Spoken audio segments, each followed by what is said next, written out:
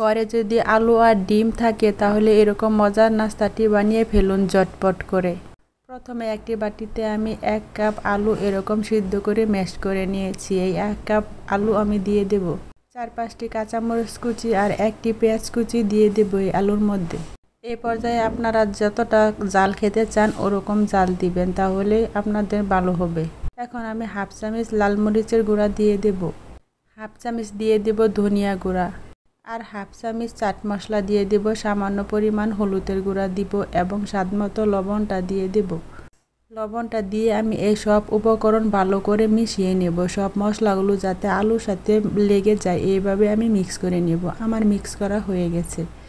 এবার একটি সিদ্ধ ডিম নিয়ে নিয়েছি। এই সিদ্ধ ডিমটি আমি একটি ধারালো ছুরির সাহায্যে এভাবে কেটে নিব। আমি কিভাবে কেটে নিলাম এইরকম করে কেটে নেবেন।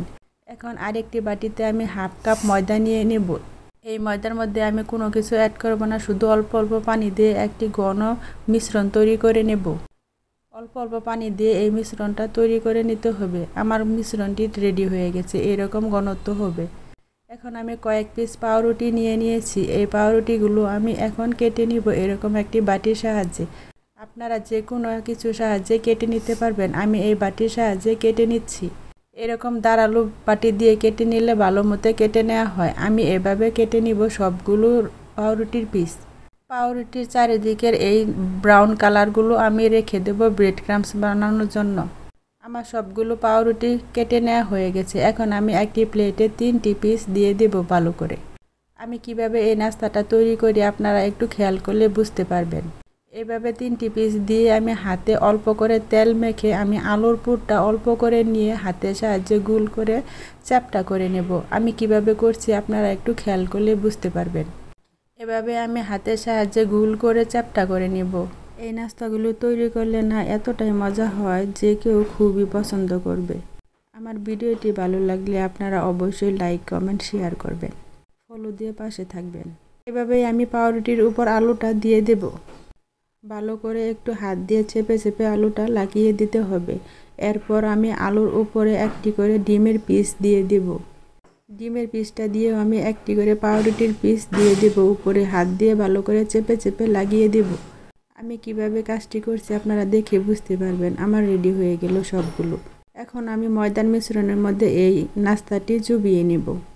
খুব ভালো করে চুবিয়ে নিতে হবে। তারপর ব্রেড ক্রাম্বের উপর আমি এই নাস্তাটা দিয়ে শুকনো হাতে ভালো করে লাগিয়ে দিব চারপাশে। খুব ভালো করে লাগিয়ে দিতে হবে, তাহলে নাস্তাটা অনেক মুচমুচে হবে। আমি সবগুলো নাস্তাতে ব্রেড ক্রাম্বস লাগিয়ে নিয়েছি। এখন চুলায় একটি প্যান বসিয়ে পরিমাণ মতো তেল দিয়ে তেলটাকে গরম করে নিয়েছি। এখন আমি এক এক করে নাস্তাটা দিয়ে অল্প আঁচে আমি এগুলো ভেজে নেব। নাস্তাটা দেওয়া হয়ে গেলে আমি একটু নেড়ে চেড়ে দেব। এভাবেই আমি হালকা এক পিঠ ভাজা হয়ে গেলে উল্টিয়ে নেব।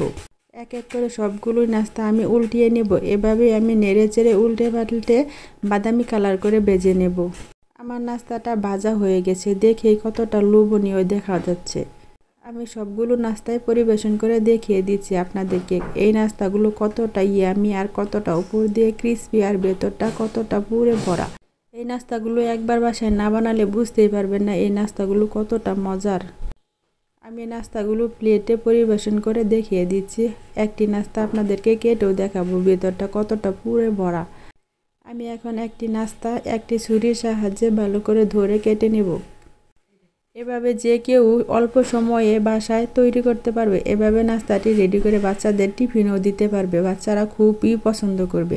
বাসায় কোনো মেহমান আসলে জলদি জলদি নাস্তাগুলো তৈরি করে দিতে পারবেন। আমার নাস্তাটার ভেতরটা দেখেন পুরে ভরপুর।